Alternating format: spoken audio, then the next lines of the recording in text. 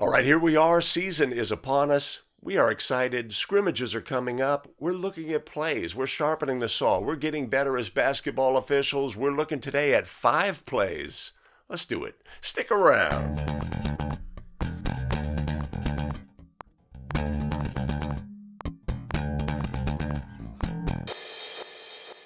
Greetings. Welcome back to 5 Play Friday, the show where we analyze game video, get better as basketball officials, looking at all of the things. Without delay, let's look at our first play. This is a you make the call play. Let's take a look.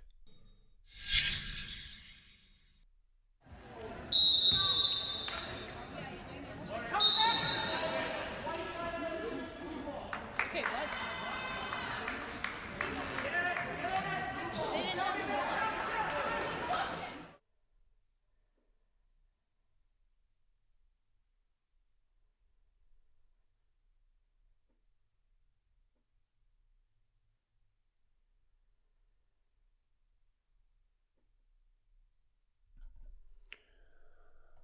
All right, so we know that this year we have new rules allowing players to legally run off of the court and return unless they are the first to touch. Would this be a violation by rule, yes or no?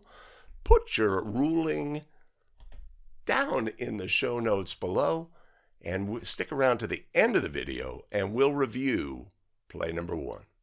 All right, with that, let's move on now to our next play. Getting high quality shots and good looks and defending, of course, with an emphasis on number 5. Crow averages 36, Holly averages 15. Wright and Jennings averaging 10 apiece as well.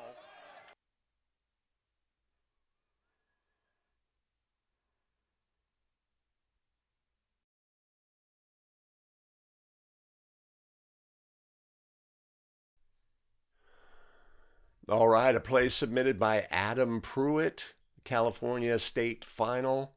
We've got a free throw situation. We have a player violate and displace. Was that a thing on the play? Let's take a look. We know that a player may not, an opponent of the thrower may not cross the line prior to the free throw line, prior to the ball contacting the ring. It's definitely a case on this play. There's definitely contact on the thrower, right, in a vulnerable position. We could certainly rule this to be a foul if I did this, right, this contact right here, right? This is at minimum a delayed violation for an opponent of the thrower violating. Our defensive player continues to displace our thrower. Our thrower yields, etc., right? And in the end, was it an egregious displacement, where the action of the defender caused the player to, obviously take contact to the midsection or knock them down, etc.? I think this play was one that got away for our center official. It is definitely a delayed violation on this play. Judgment would come into play whether it rises to the level of a foul. We could certainly put that on this play. Okay, so this is the second of 2 free throws. What would be the correct ruling? So in a situation where we have a delayed violation and a foul, we're going to have to slow things down and say, okay, look, did the ball go in? The delayed violation, it has no impact.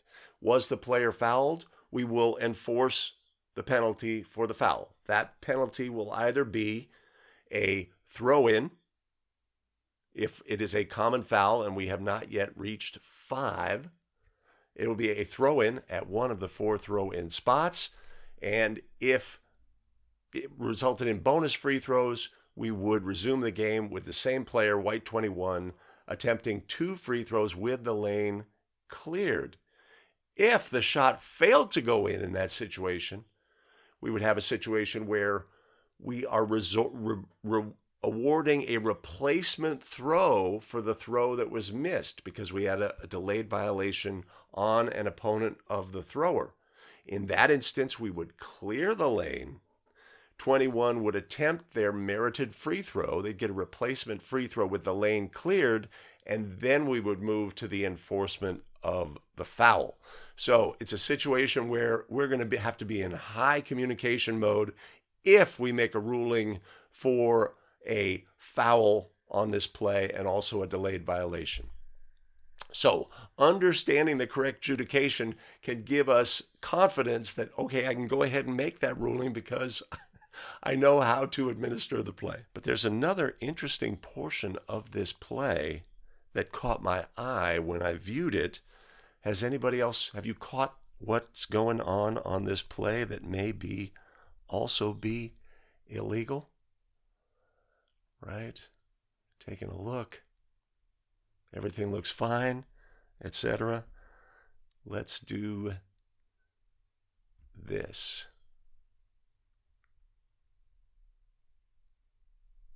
That is an illegal uniform. That is illegal by rule. This is a state final game. What if, in your big playoff game, team shows up with these jerseys? I would wonder, what did the team itself say, oh, for our state final game, we're going to get special jerseys, right? Or have they played with these jerseys all season long and nobody's brought it up? This number is illegal. This is in the wrong position, right? Oh, if you had that situation in your game, in your big game, what are you going to do? Are you going to ignore it? Right? Are you going to penalize? Of course, the penalty for an illegal uniform would be a direct technical foul on the head coach. We begin the game with 2 free throws to the opponent and a division line throw in opposite the table. The coach has a direct technical foul. They've lost their privilege to stand and coach their team, etc. Of course, this year, this is a point of emphasis, uniforms, and the fact that schools are responsible for having legal uniforms. If we look at the white team here, they have like textbook legal uniforms, right? So it presents an interesting situation. That's all I could say about that. You're going to be flummoxed. What are we going to do? Are we going to officiate the game by rule? It's always a good idea. You'll always have support, but a great play scenario to look at just so that we can, wrap our head around the variables involved. Hey, hold up. Give me a moment to thank our tremendous show supporters who help fuel our broadcast. Edmund Hum, Alan Schweitzthal. That's a tough one. Tom Hickey, Christopher Bowen, and Gerald Mazzucci. Much appreciated and much love. You want to support the show? It's easy. I'll put a link up above, and of course there'll be one in the show description down below.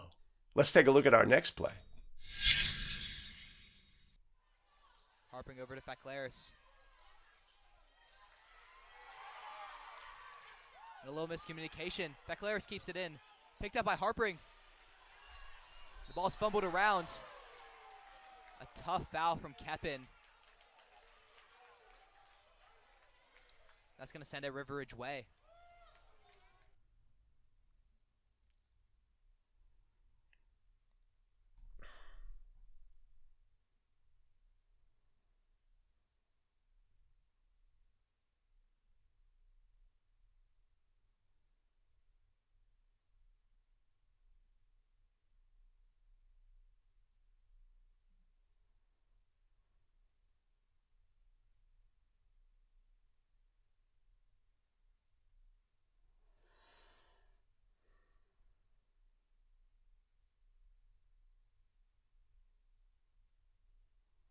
Awesome stuff going on this play.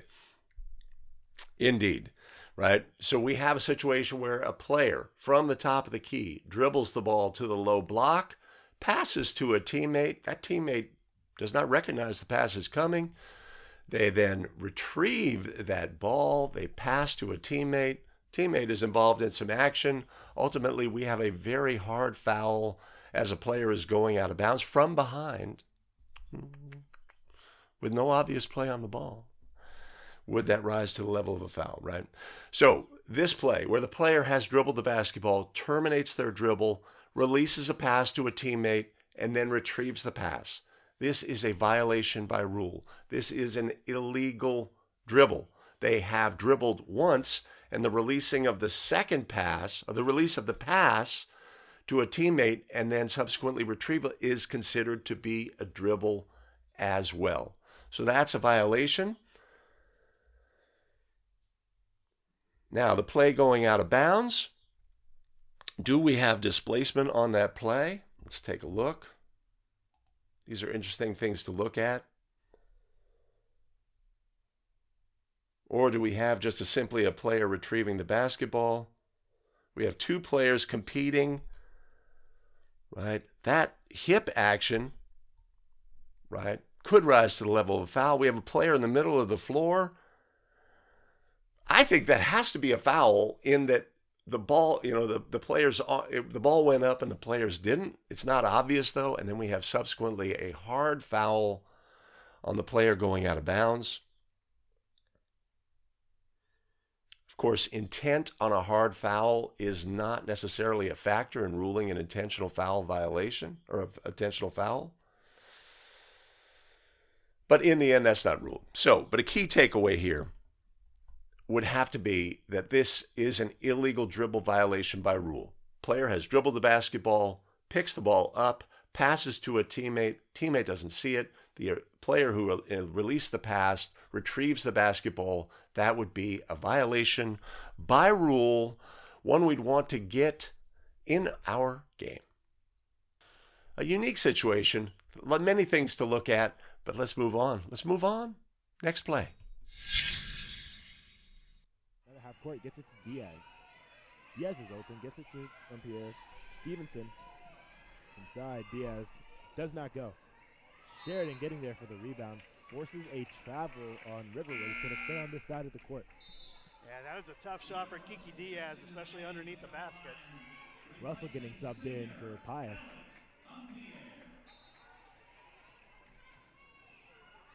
Finds Sheridan. Takes her time, misses, gets the rebound. Or does she? Riverwood gets it, turns.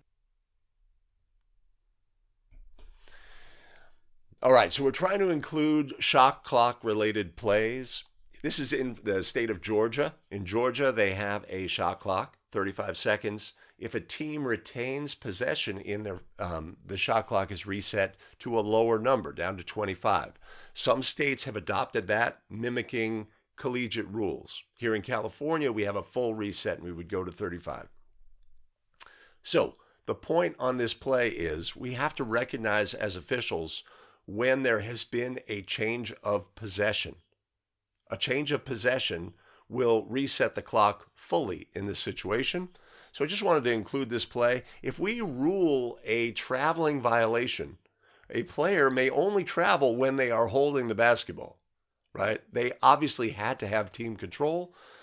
Team control would then mean that the resulting violation, the throw-in, which would be one of the 4 throw-in spots, a violation by the opponent that leads to a front court throw-in, would be one of the 4 throw-in spots. We're always going to get that basically right. But we have to recognize as a crew that the shot clock in this instance should be fully reset. So when we have situations where there's a change of possession and we have a shot clock, we have to be in tune with that and aware of that. Now, one thing about this play, which is great, is we note that on the air ball here that does not contact the ring, there is no reset, right? So we've got a shot clock operator who is switched on, right? But even switched on shot clock operators may not understand that in this situation we would go to a full reset of the shot clock. Yeah. That's what we have on that play. I know not everybody has a shot clock, but we want to include more shot clock plays as more and more states adopt shot clock.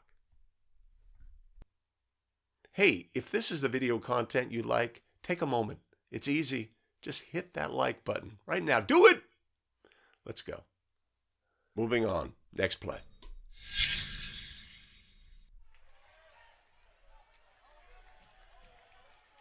Let's see if Maris can end this half on a high note, making the last shot going into this half under double digits or not. Pearl with a Euro step, fouled and one. What a transition for the Knights. Yeah, that's the exact opposite of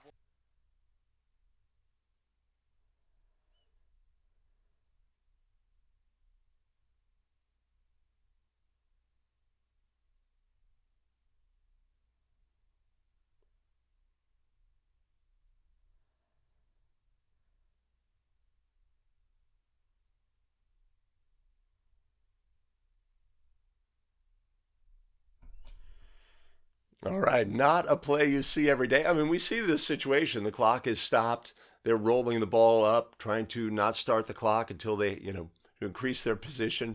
But our defensive players, so no, we're not having any of that. And steals the basketball. I love the handoff on the play. A player sitting on the floor, handing the ball off to a teammate. Great action by new lead and center on this play to be there for the resulting play. Right? Our center is ahead, recognizes the situation, and really gets into position for the resulting drive to the basket. Our lead slows down to keep a look on the play, gets the call correct, and does a great job of then getting to the end line, scoring the goal, very confident, great display of signaling on the court on that play. Love it. Love it. Oh, yeah. I love it. So not something we see every day where the player, in that situation with the ball rolling up, where our team fails to keep control of the basketball. This ball is loose.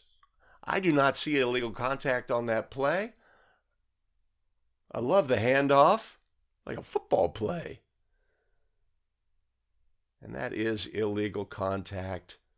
By rule, score the goal. The clock stopped on the whistle. Very nice. Very good work by our table crew as well on that play. I think their instinct was correct. Their instinct was don't try to beat this play. If they'd pulled up right here to just, watch the play from here, probably better. By slowing down, I think they kept enough of an open look. All right, quite a show so far, but we do have time for a bonus play. Let's take a look. War Eagles and in all of 6A, really. I mean, she was named to the All-Region First Team for a reason, just playing so well all season long, dominating any big man she's had to face. And it's going to be exciting to see her play next year, first senior year. Whoa, no way this is called.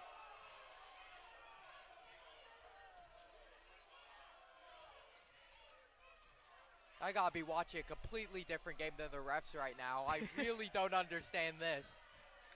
They're saying the ball went out on Maris. Not sure if it touched the mayor's hand.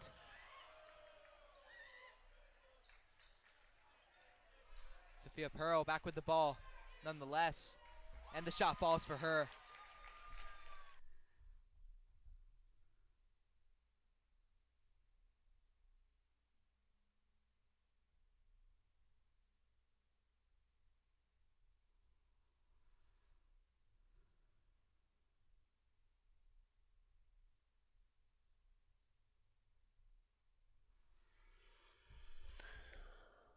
Okay, simple out of bounds call.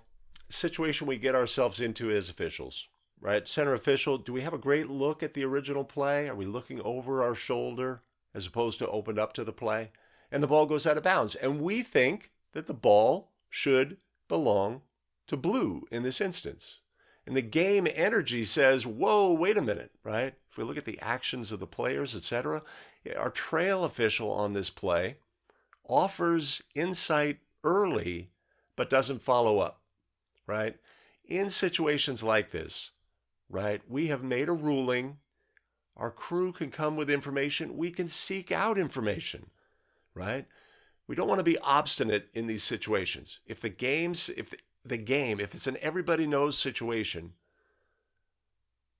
fall on your sword. Go to your crew. Hey, partner, you got something different? And they say, point the other way. Own it. I got it. That's an out of bounds. It's white. Sideline. Become the new lead here, right? And also, what this gives us an opportunity to do is to learn to read the players.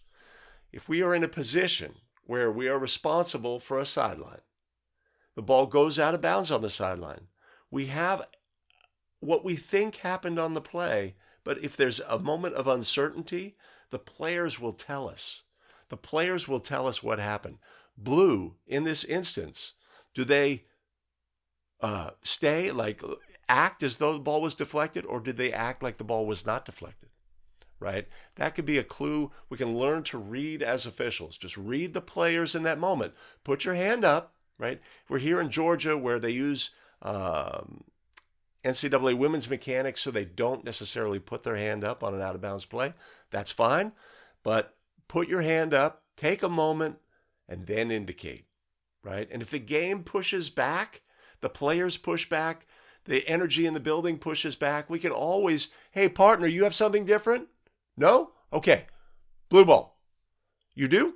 White? Okay. My bad, right? Blow your whistle, make it a big production, own it, go the other way, and indicate the throw-in spot. Out of bounds calls can be really tough. Was this ball deflected? Was it not? The video is not really obvious on this play. It's not obvious that the ball was deflected or was not deflected. But what is obvious is our trail official says that ball was not deflected.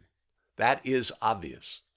What is obvious is that the two blue players involved are telling everybody in the gym, oh, we threw the ball out of bounds. That ball was not tipped. If the ball was tipped, they would have a completely different reaction, right? So if we just learn to, take those in key situations, right? So in this situation, if you are the trail official as well, right? So this is a question that you would have. We're working as a crew. I know that the ball was not deflected, and my partner rules that it's out of bounds. What am I going to do? Am I just going to lay low, or am I going to say, look, for the betterment of the game, I'm going to go to my partner and say, partner, that ball was not tipped. And what do we want to do in situations where we're offering help on an out-of-bounds call? Make definitive statements. That ball was not tipped. It should be white ball in the backcourt. There was no deflection on the play. That ball was tipped. There was a deflection. Blue hit the ball last. Whatever. Make definitive, declarative statements to your partner. And if you are the partner on the receiving end, again, it's not about you, ref. It's about getting plays right. If your partner comes to you with information, accept the information on face value unless you are certain there is something different. Like, yes, I know that white deflected the ball, but I saw blue then deflected a second time, or something like that. Take it, own it. It's a chance to show your crewness in the game. It's a chance to show, hey, we're working together to get things right, because that's our objective when we get on the court.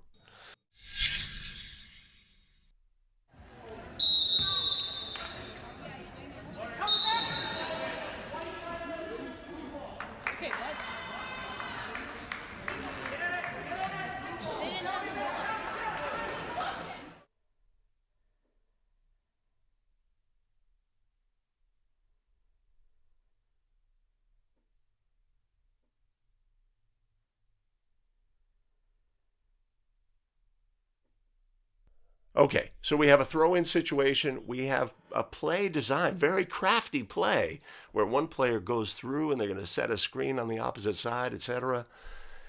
And our trail official makes a ruling.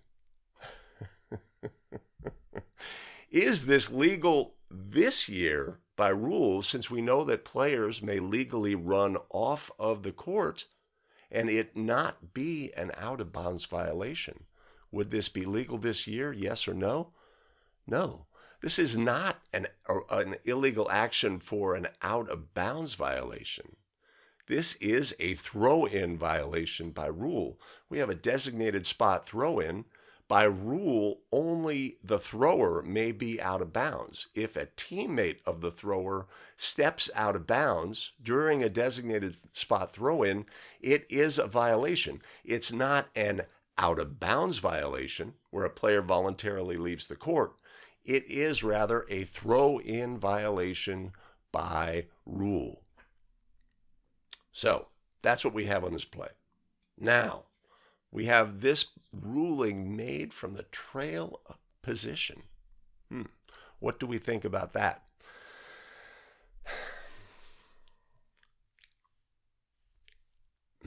What do we think about that? So I would be reluctant, even knowing that this was a violation, I would be reluctant. I don't know. With there's 17 fouls and 19 fouls, we have 3 minutes remaining in the game. So this is potentially, we don't know what the score is. This is potentially a situation where this is, an impactful violation during the game.